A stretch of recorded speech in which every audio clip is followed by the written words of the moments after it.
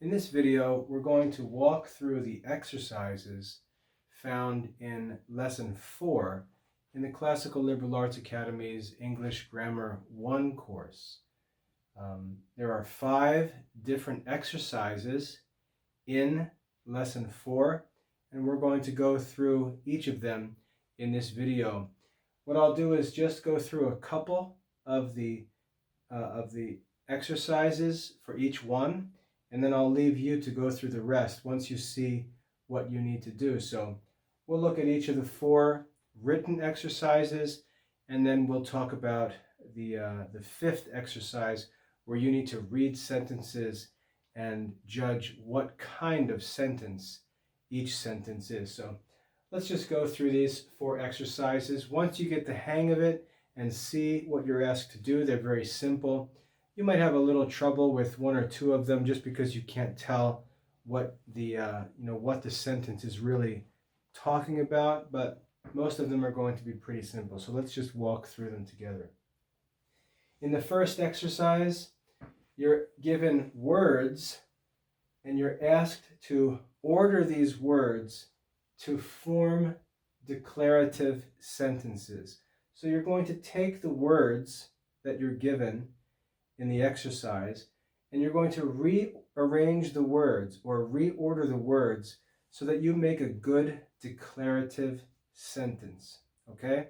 And remember, a declarative sentence is going to begin with a capital letter and end with a period, all right? So let's take a look at this first example. You're given these words: Iceland, which is the name of a country. Iceland, very, is, in, it, cold. Iceland, very, is, in, it, cold. You're given these words and you're asked to make a good declarative sentence. Okay, so I'll show you how to do it. Remember, it's a declarative sentence. So as I look at these words, I say, okay, I can see what this sentence is about. And I'm going to write, it is very cold in Iceland. And remember, begin with a capital letter and end your sentence with a period. It is very cold in Iceland. And I can make sure that I used each word. Iceland, I used it right here. Very, I used it there. Is, I used it there. In is right there. It is at the beginning of the sentence. And cold is right there. So I used every word and I formed a good declarative sentence, okay? You see what needs to be done for this exercise? Let's do one more, just to make sure it's clear. Number 2, they give you these 5 words: lesson, and, this, easy, is. Lesson, and, this, easy, is. And I need to make a good declarative sentence out of these words. So I look at these words and think about what the sentence might be about. And I say, oh, okay, I see what this sentence is about. The first word, I'm going to start with a capital letter. This is an easy lesson, period. Start with an uppercase or capital letter and end with a period.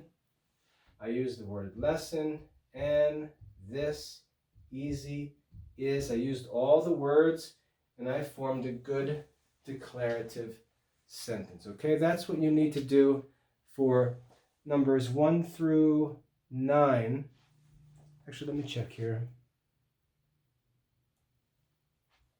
Yes, 1 through 9. There are 9 exercises for that first exercise on declarative sentences, all right?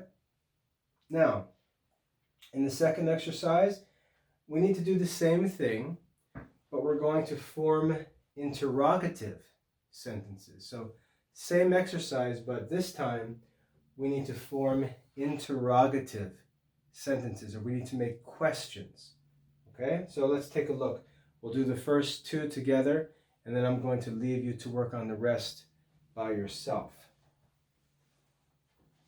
The words we're given here are lemons, where, grow, do.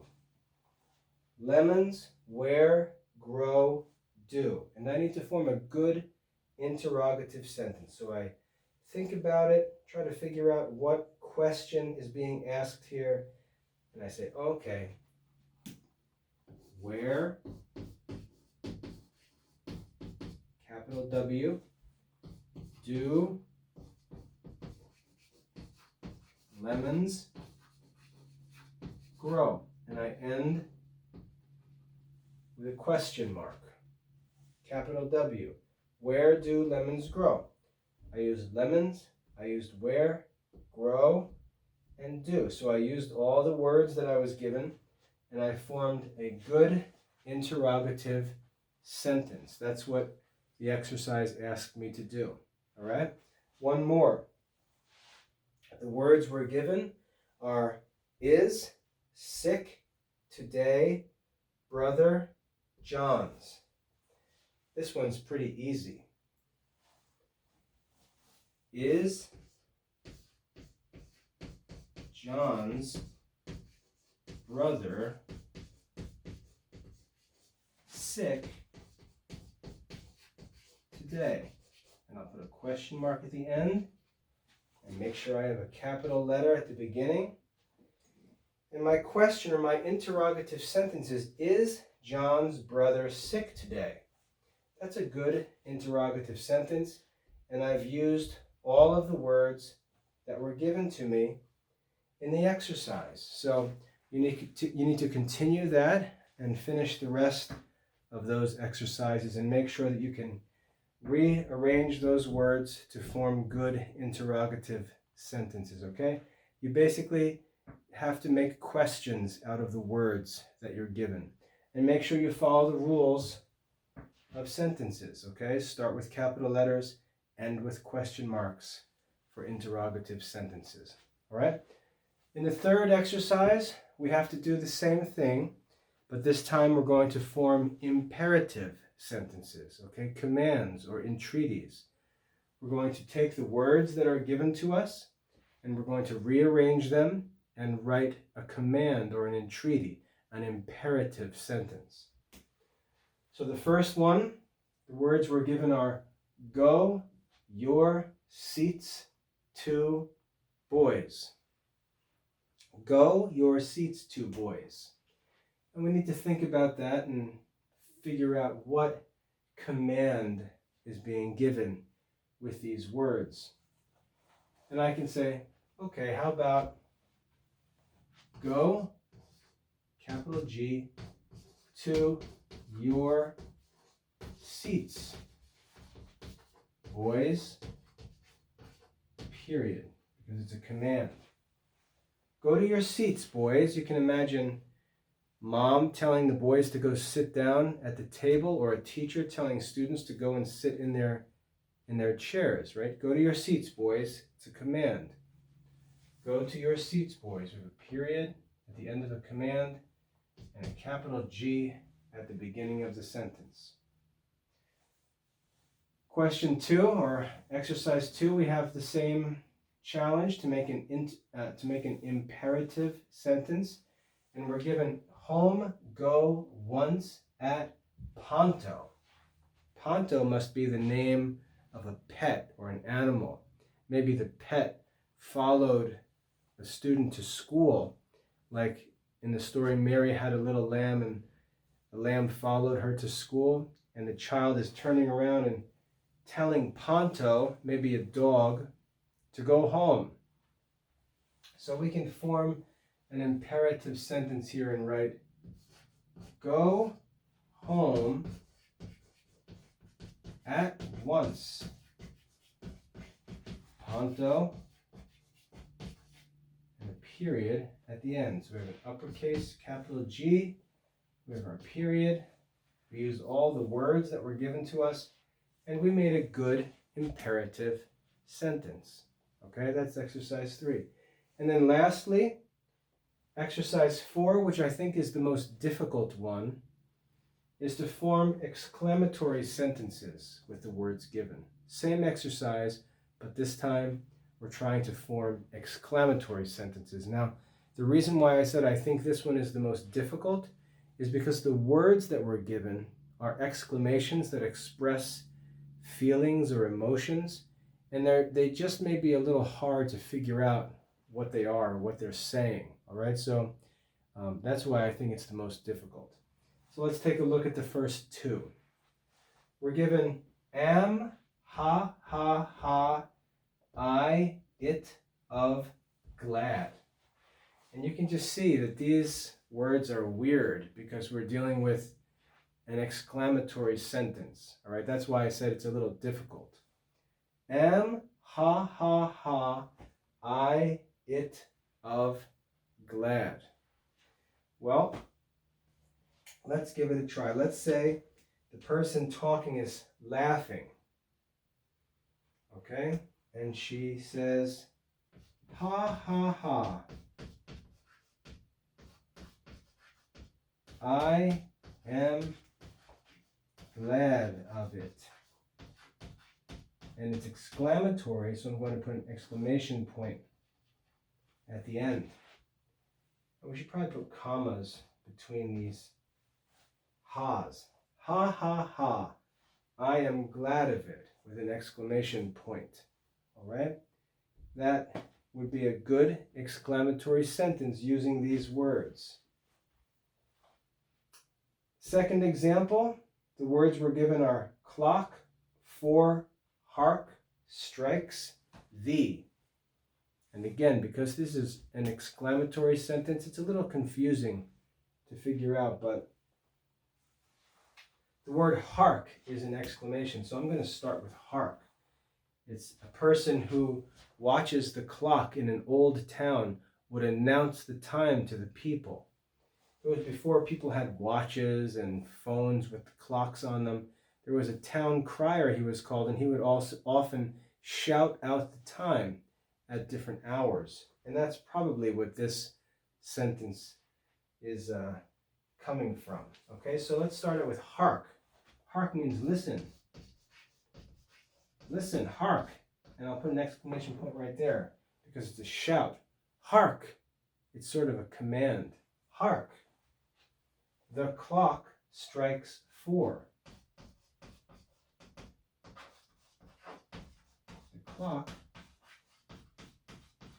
strikes 4. And I'll put an exclamation point at the end too. So clock, for, hark, strikes the turns into hark. The clock strikes 4. And that's a good exclamatory sentence. Okay? So there you can see what needs to be done for these 4 exercises. It's not very difficult. There may be 1 or 2 sentences that you have a difficult time with because you're not sure what it's referring to, but I think you'll be able to get through this pretty easily. Remember, the focus of these exercises and what you're trying to do is just practice forming the different kinds of sentences. So we want to make sure you understand how to form a declarative sentence, how to form an interrogative sentence, how to form an imperative sentence, and how to form an exclamatory sentence. We also want to make sure that you practice the rules of sentence making, that you capitalize the first word of every sentence, that you spell every word correctly, even though the words are given to you in the lesson. You're still careful to spell everything correctly. You put a period at the end of any declarative or imperative sentence. You put a question mark at the end of every interrogative sentence or question. You use an exclamation point at the end of an exclamatory sentence. And then lastly, if you need to divide a word at the end of a line, you never divide a syllable, but divide a word between syllables. Okay, so these exercises give you a chance to practice all of those rules. So it's a helpful set of exercises to review all that we've done so far and prove that you understand everything.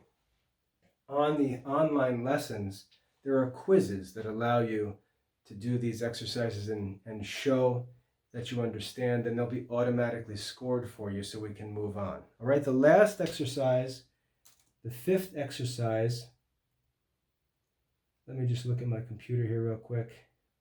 You're given sentences to read, and you're asked to identify or tell what kind of sentence it is. So in lesson 4, we learned about the 4 different kinds of sentences.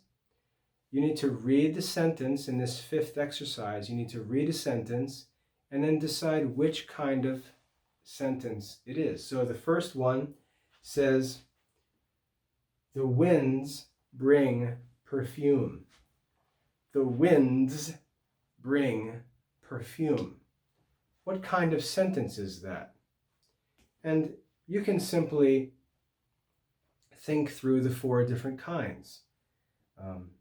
Is it a declarative sentence? The winds bring perfume. Is that a sentence used in stating a fact? Yes, it is. The winds bring perfume is a declarative sentence. The second one says, "Where is my new book?" Where is my new book?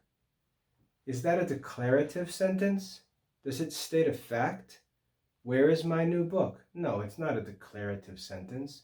It's an interrogative sentence. It asks a question.